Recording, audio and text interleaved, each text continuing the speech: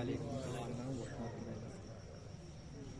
لله رب العالمين والصلاة والسلام على سيد المرسلين وعلى آله وأصحابه أجمعين أما بعد أعوذ بالله من الشيطان الرجيم بسم الله الرحمن الرحيم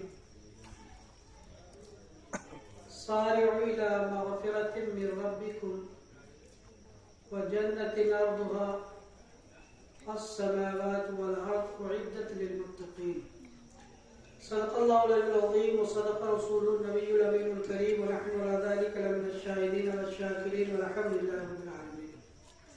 آئیے نبی کریم صلی اللہ تعالی وسلم کی بارگاہ عالیہ میں درود و سلام کا نذرانہ عقیدت پیش کرنا ہے.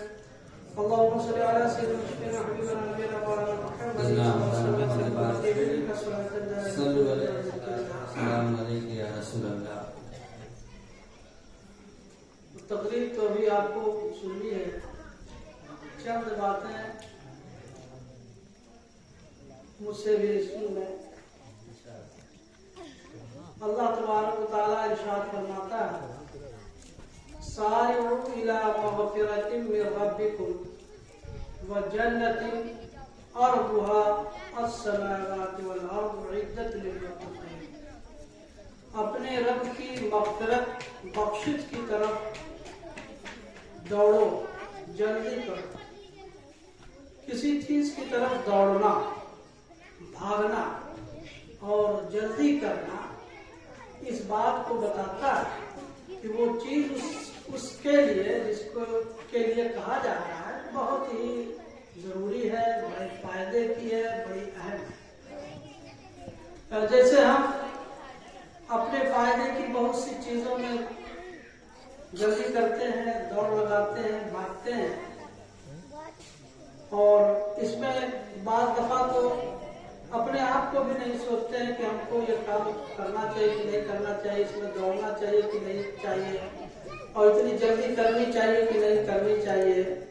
جیسے سننے میں آتا ہے کہ کچھ لوگ لاکھوں روپیہ خرچ کر کے حج کے لیے چلے جاتے ہیں اور وہاں جب ٹرک آتا ہے کھانے کا تو بھاگ کر کے کھانا لینے کے لیے پہنچتے ہیں، دوڑ لگا. تو کیوں؟ اس لیے کہ انہوں نے کھانے کے ایک پیکٹ کو اہم سمجھا ہے تو اس کے لیے دوڑ لگائی جائے، کہیں چھٹ نہ جائے، رہ نہ جائے، نہ مل سکے.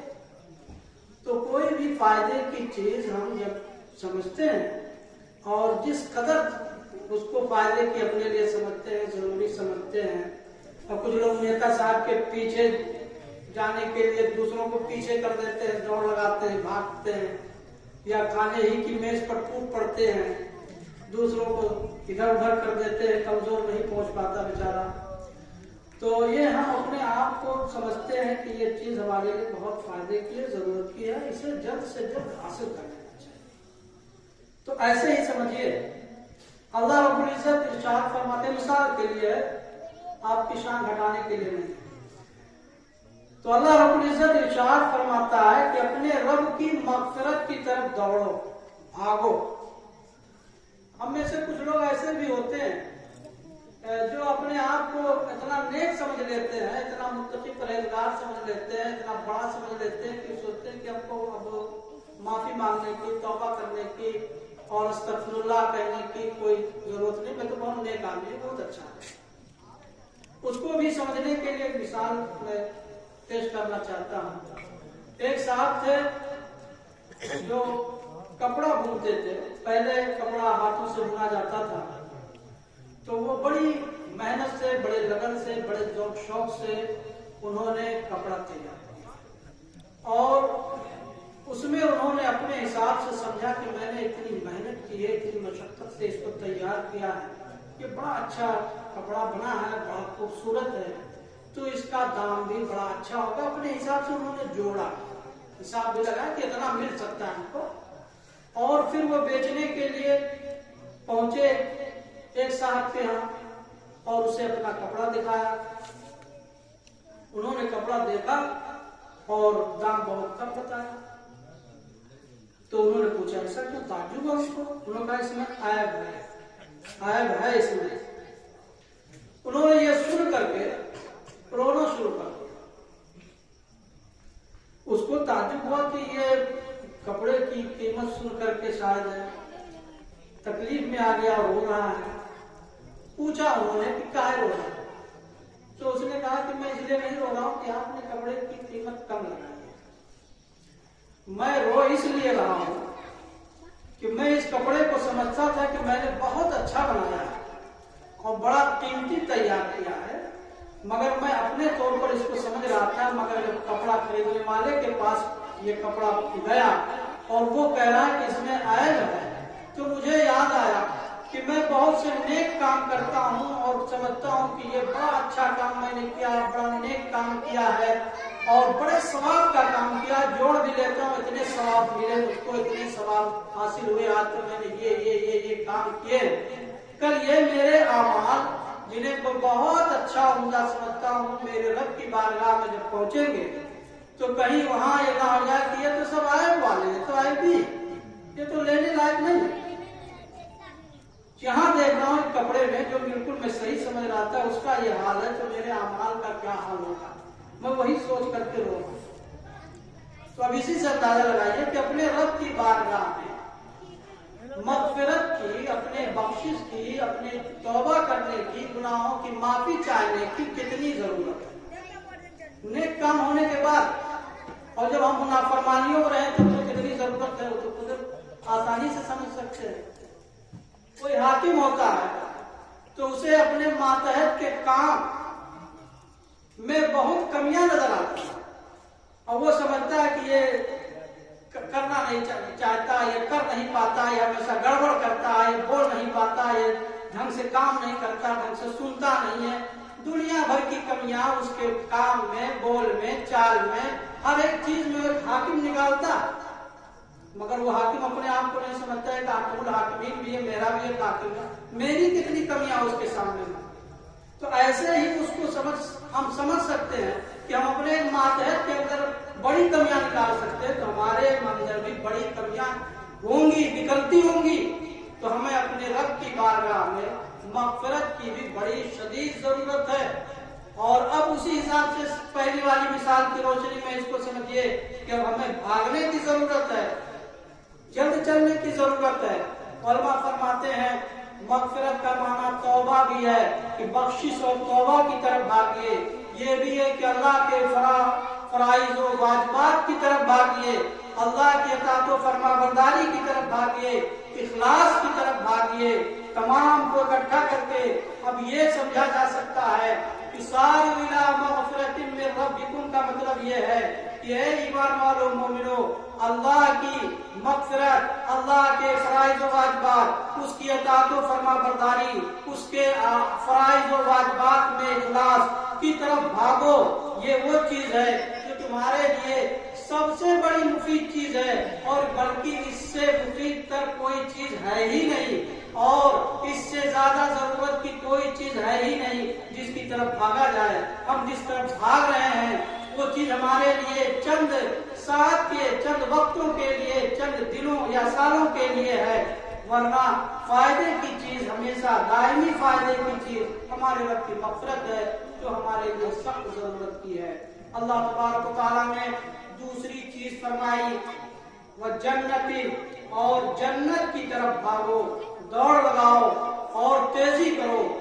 जो जन्नत अर्दुहा, उसकी चौड़ाई, लंबाई, उसकी वसाअत, उसका रकबा, अल्लाह ने हम बंदों को समझाना चाहा तो उसने बताया इसका रकबा कितना है, जमीनों आसमानों के बराबर है।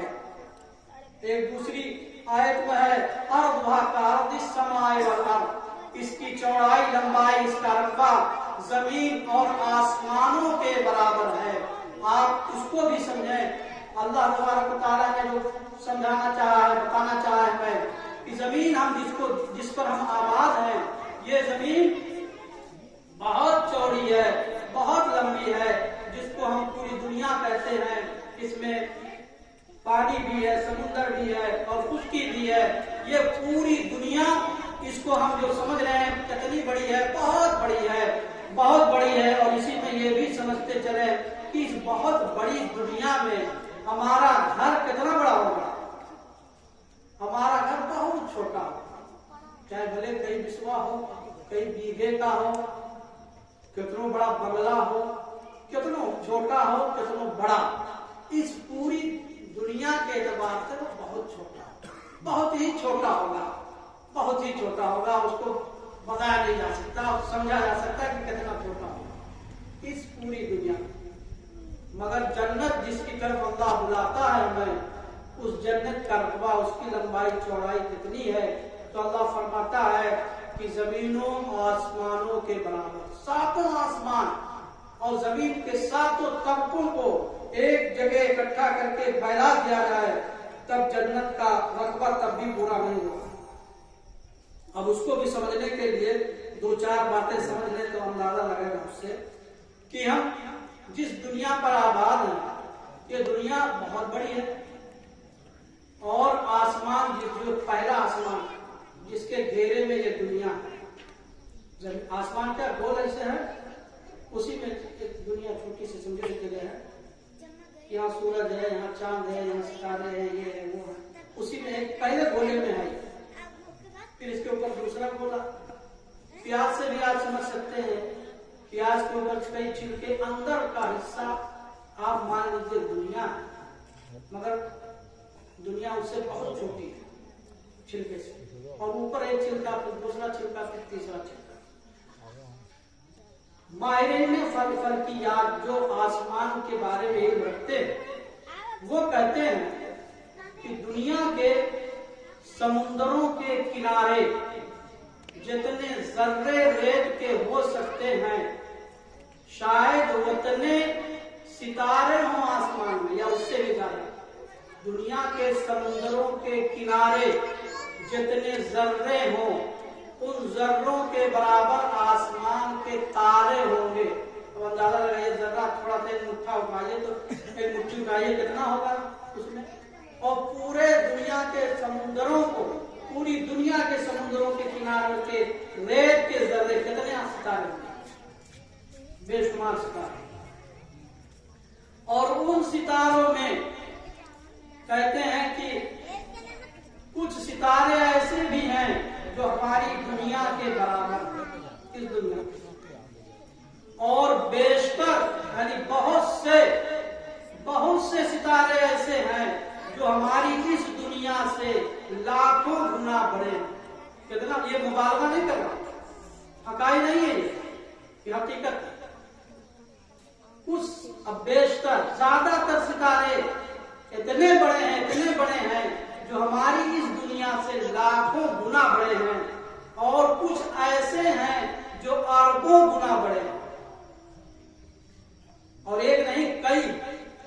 अब अंदाजा लगाइए कि उसके बाद भी अभी आसमान का ये गोला जो है सबको लिए हुए है, अब वो गोला कितना बड़ा होगा, पहले आसमान का ये दायरा जो गोला है ये कितना बड़ा होगा, जब इसके अंदर ऐसे बेशुमार सितारे हैं, जिन सितारों के एक सितारे के अंदर इस दुनिया के बराबर अरबों दुनिया समा सकते हो, तो वो आसमान जो पहला है वो कितना बड़ा होगा। खुद ये सूरज जिसको हम देखते हैं, ये सूरज हमारी इस दुनिया का 12 लाख गुना बड़ा है, 1 गुना 2 गुना नहीं, लाख को समझिए, लाख कितना होगा, लाख गुना अगर मानने से कितना बड़ा होगा, 12 लाख गुना। और कितने सितारे ऐसे कि ये दुनिया क्या है, अरबों इसकी दुनिया एक सितारे में है, और दूसरे बहुत से इस तरीके के हैं, और फिर बेशुमार सितारे इस एक आसमान के दायरे में। अब ये एक कितना बड़ा है, और फिर इसके बाद में दूसरा आता। अच्छा, यहाँ एक बात खत्म नहीं होती, यही एक जो जिसको अभी हम समझ रहे हैं कितना बड़ा, ये खुद हमेशा एक गेंद की तरह फूल रहा, यानी हमें ये अपनी हद में नहीं ऐसे रुका हुआ, बराबर ये दायरा बढ़ रहा है, फैल रहा है, ये पहला आसमान बढ़ रहा है, बढ़ता जा रहा है। इसलिए आज तक दुनिया की कोई भी साइंस उसका रकबा घेर नहीं पाई है कि कितना बड़ा है। दुनिया का चक्कर लगा करके तय कर लिया कि ये गोल है, ऐसा है, वैसा है, आसमान को नहीं घेर सकते। ये पहले आसमान की है, फिर दूसरा आसमान उसको घेरे हुए है, वो कितना बड़ा होगा, तीसरा फिर उससे कितना बड़ा होगा, ऐसे इस 7वें तक चले जाइए। अल्लाह फरमाता है कि जन्नत का रकबा कितना जमीन को भी लिए हुए, कितना बड़ा जन्नत का रकबा है। अब अंदाजा लगाइए कि जन्नत का रकबा कितना बड़ा होगा, समझा जा सकता है? समझते रहिए इसको, इतने ही वक्त में नहीं समझ सकते हम, सोचते रहिए कि जन्नत का रकबा कितना बड़ा है, कितना बड़ा है। दूसरे लफ्जों में कह लीजिए कि इस दुनिया का कितना कई गुना बड़ा होगा। अच्छा, ये दुनिया उस जन्नत के मुकाबले में कितनी बड़ी होगी? एक राई के दाने से भी छोटी होगी उसके मुकाबले में, जानिए उसकी बड़ाई जो है, उस बड़ाई के तरफ है। तो जन्नत इतनी बड़ी, अल्लाह फरमाता है जिसकी चौड़ाई, जिसका रकबा आसमान और जमीन के बराबर है, उस जन्नत की तरफ हमें अल्लाह बुलाता है। और इस दुनिया में, जिस दुनिया, पूरी दुनिया उस जन्नत के मुकाबले में एक राय के दाने से भी कमतर है, उस दुनिया में हमारा घर एक राय के दाने के बराबर है ना? तो अब उस जन्नत के मुकाबले में कितना होगा, इसकी क्या हैसियत होगी?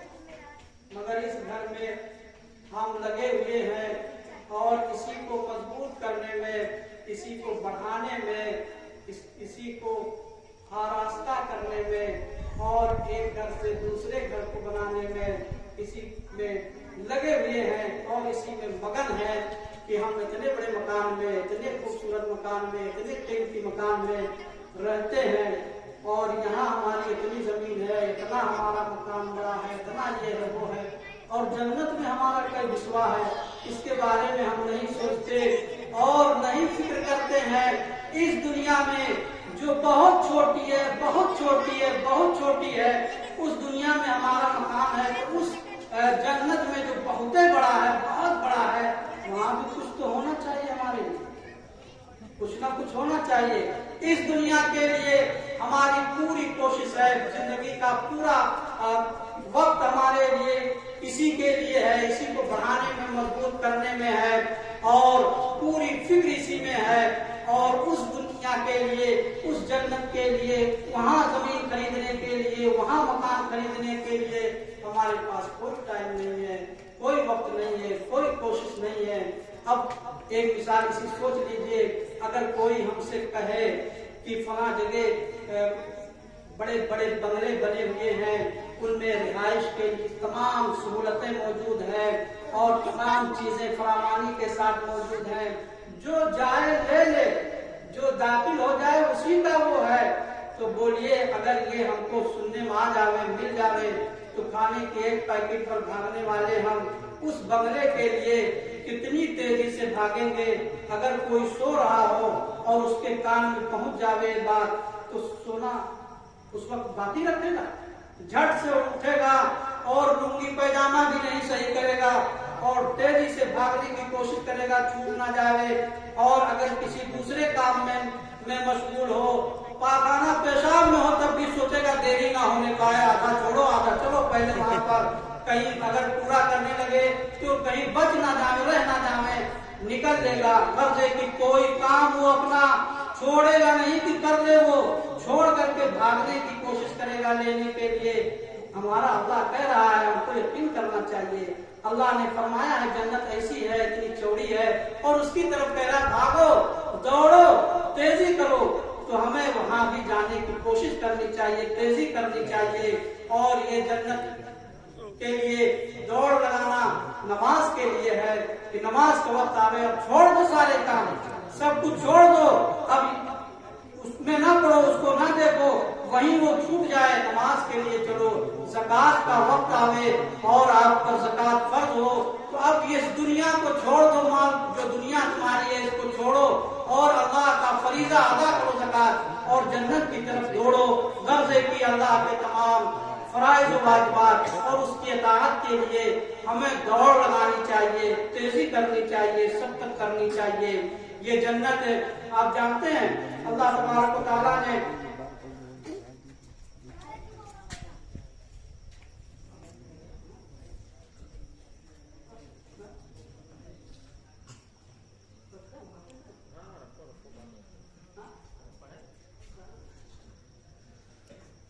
अल्लाह तबारक व तआला ने नबी करीम सल्लल्लाहु तआला अलैहि वसल्लम इरशाद फरमाते हैं, کہ اللہ نے جب جنت پیدا فرمائی، جنت بنائی، تو حضرت جبریل علیہ السلام کو کہا کہ جاؤ دیکھو، اور میں نے جو اس میں آرام کے لیے چیزیں تیار کی ہیں انہیں بھی ملاحظہ کرنا۔ حضرت جبریل علیہ السلام دیکھ کر کے آئے۔ اللہ نے پوچھا کہ کیا دیکھے؟ انہوں نے کہا ہے میرے رب، میں نے جنت دیکھی، جو بھی جنت کے بارے میں سنے گا وہ اس میں داخل ہونے کی، جانے کی خواہش کرے۔ ہم بھی جنت کے بارے میں کچھ نہ کچھ تو جانتے ہیں، لیکن یہ بھی جاننے کی جتنا جانتے ہیں وہ بہت کم ہے، ہم پورے طور پر نہیں جانتے۔ قرآن شریف میں اللہ تبارک و تعالیٰ نے اپنی اس جنت کا ذکر جگہ جگہ کیا ہے۔ میں یہ بھی کہوں گا کہ قرآن شریف صرف ایصال ثواب کے لیے نہ پڑھے، اپنے لیے بھی پڑھیے، کبھی اپنے لیے بھی پڑھیے۔ اللہ تبارک و تعالیٰ نے اپنی اس جنت کا ذکر قرآن شریف میں جگہ جگہ کیا ہے۔ آپ پڑھیں اس سے میں کہ اللہ نے کیا کیا نعمتیں اس میں رکھی ہیں، کیا کیا سہولتیں رکھی ہیں، کیا کیا فائدے کی چیزیں ہمارے لیے اس میں رکھی ہیں، اللہ نے جگہ جگہ بیان فرمایا ہے۔ ترجمے کا قرآن لے لیجیے، کنز الایمان پڑھیے، تفسیر بھی ہے، ترجمہ بھی ہے، دیکھیے۔ تو حضرت جبریل فرماتے ہیں جو بھی جنت کے بارے میں سنے گا، داخلے کی خواہش رکھے گا کہ میں جاؤں اس میں۔ ہم سب خواہش رکھتے ہیں، ہے کہ نہیں؟ سب خواہش رکھتے ہیں، مگر خواہش کیسی ہے؟ ایسے ہی ہے جیسے اگر میں کہوں کہ میں فلاں جگہ کئی کروڑ کا ایک بنگلہ بنانا چاہتا ہوں یا لینا چاہتا ہوں، تو آپ لوگ ہمارے بارے میں جو جانتے ہیں بعد ہی میں تبصرہ کرنا شروع کریں گے۔ کوئی کہے گا کہ تو کچھ اسکرو ڈھیلا ہو گیا ہے، یا یہ کہے گا کہ یہ پاگل ہو گیا ہے، یا کہے گا کہ جھوٹ بولتا ہے، کچھ نہ کچھ ہوگا نا۔ آدمی دیکھتا ہے بھائی ان کی صلاحیت کتنی ہے، ان کی حیثیت کیسی ہے، ان کا وزن کتنا ہے، یہ لے سکتے کہ نہیں لے سکتے۔ آدمی ٹٹولے گا نا اس کو، کیسے کہہ سکتا ہے آدمی؟ جس کے پاس جتنا اتنے تو کہہ سکتا ہے، اتنے کروڑوں کی بات یہ کہاں کر سکتا ہے؟ مگر جنت ہم دیکھ رہے ہیں کتنی عظیم ہے، ابھی نعمتوں کے بارے میں تو سنا ہی نہیں، تو اس میں کیا کیا آرام کی چیزیں اللہ نے رکھی ہیں، خواہش ہم سب رکھتے ہیں کہ جائیں ایسے ہی مفت میں جائیں، مگر اس پر نہیں کوئی کہتا کہ خواہش رکھنا صرف پاگل کا کام ہے، یا خواہش رکھنا یہ بلا وجہ ہے۔ اب دنیا کی چیزیں مبارک ہے تو آدمی اس پر تبصرہ کرے گا۔ خیر، تو حضرت جبریل علیہ السلام دیکھ کر کے آئے، تو جو دیکھا انہوں نے آرام کی چیزیں، تو کہا اللہ جو سنے گا وہ داخلے کی خواہش رکھے۔ اللہ تبارک و تعالیٰ نے جنت کو مشقات سے کیا ہے گھیر دیا۔ حدیث شریف میں آتا ہے حفت الجنت بالمکارہ، اللہ نے مشقات سے، دقتوں سے، مشقتوں سے جنت کو گھیرا، اور جبریل کو کہا کہ اب جائیے دیکھ کر کے آئیے۔ وہ گئے پھر جنت دیکھ لے، تو انہوں نے کہا میرے رب تیری عزت کی قسم، مجھے تو اب ڈر لگتا یہ ہے کہ کوئی جنت میں داخل نہیں ہوتا ہے۔ تو جنت میں داخلہ کوئی آسان نہیں ہے، جنت میں داخل ہونے کے لیے مشقتوں کو اٹھانا پڑے گا۔ رات کی میٹھی نیند یہ ایک آرام ہے، اس آرام کو چھوڑنا مشقت ہے، اس مشقت کو اٹھانا پڑے گا۔ ٹھنڈی میں ٹھنڈ پانی سے وضو کرنا پڑے گا، کام کاج کو چھوڑنا پڑے گا، اور مال سے زکات پوری کی پوری نکالنا اور اللہ کے حکم کے مطابق نکالنا بہت بڑی مشقت ہے۔ اس مشقت کو اٹھانا پڑے گا، تب جا کر کے جنت میں داخل ہوں گے۔ تمام فرائض و واجبات کو، اللہ کی اطاعت کو پورے طور پر ادا کرنا ہوگا، یہ مشقت اٹھانی ہوگی، تب جا کر کے جنت میں داخل ہو پاوے گا۔ اللہ نے جہنم کو بھی پیدا کیا، جبریل کو بھیجا جائے دیکھیں، اور میں نے اس میں جو سزا کے لیے چیزیں رکھی ہیں ان کا بھی آپ ملاحظہ کر لیں۔ حضرت جبریل گئے، دیکھ کر کے آئے کہ اللہ جہنم کو دیکھا، جو بھی جہنم کے بارے میں سنے گا وہ جانا نہیں چاہے، خواہش رکھے گا داخلے کا نہیں رکھے گا۔ اللہ نے اسے شہوتوں سے گھیر دیا اور کہا اب جائیے۔ تو حضرت جبریل نے کہا میں نے جہنم کو دیکھا اور تیری عزت کی قسم ہے میرے رب، اب تو لوگ اس میں کود پڑیں گے، चले जाएंगे तो जहन्नम शहवतों के साथ है, शहवतें घेरी हुई है, उसे हमारी ख्वाहिश जो होती है नेक कामों के लिए हमारी परेशानी हो जाती है। रोजा आ रहा, अभी देखिए कितने लोग बीमार हो जाएंगे, कितने घरों में। आप तो ये बड़ी अफसोस की बात है, बहुत अफसोस की बात है। पर सरेआम जैसे साल के 11 महीने में चूल्हा जलता है या गैस पे खाना पकता है, ऐसे ही उस एक महीने में भी पूरी ढिठाई और जुरात के बेहयाई और बेशर्मी बेगैरती के साथ खाना पकेगा। घर पर खाएंगे और बाहर सफेद कुर्ता पैजामा पहन के टोपी लगा करके घूमेंगे, बड़े पक्के मुसलमान बनेंगे। अब जन्नत में ऐसे जाएंगे? ये शावत है। मशक्कत रोजा रखना है, मशक्कत के साथ जन्नत में जा सकते हैं। अल्लाह ने जन्नत बनाई है और उसमें सारे आशाइश की चीजें रखी हैं, तो ऐसे ही लोगों के लिए नहीं रखी हैं। अभी आपने एक हदीस शरीफ सुनी, वो हदीस का पूरा हिस्सा नहीं है।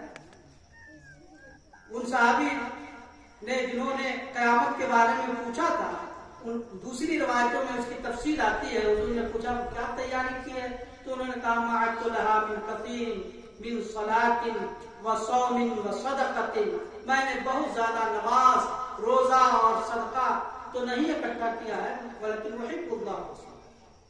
तो मोहब्बत एक असली चीज है, जो मोहब्बत अगर होगी तो ये अमाल जो है फराह है, उसकी शाखें हैं। मोहब्बत होगी तो ये काम भी होते रहेंगे। जिससे जिसको मोहब्बत होती है उसकी फरमाबरदारी नहीं करता है। आदमी को अपनी औलाद से मोहब्बत होती है, हर ख्वाहिश उनकी पूरी करता है, उनकी फरमाबरदारी करता है। बीवी से उसको मोहब्बत होती है, जिंदगी भर पैरवी करता है, उसके कहने पर दाढ़ी भी नहीं रखता। पैरवी ही तो है, बीवी मना करती है, ऐसा लोग कहते हैं। तो ये मशक्कतें हैं। अल्लाह ने जन्नत को मशक्कतों से घेर दिया। जन्नत पानी है तो मशक्कतें उठानी होंगी, और जहन्नम में जाना होगा तो सहूलतें ले लीजिए, चले जाइए। अल्लाह तबारक व तआला की बारगाह में दुआ है कि अल्लाह हमें सीधे रास्ते पर चलाते हुए अपनी फरमाबरदारी इताअत की तौफीक बख्शे और जन्नत हमारा ठिकाना बनावे। अस्सलाम वालेकुम।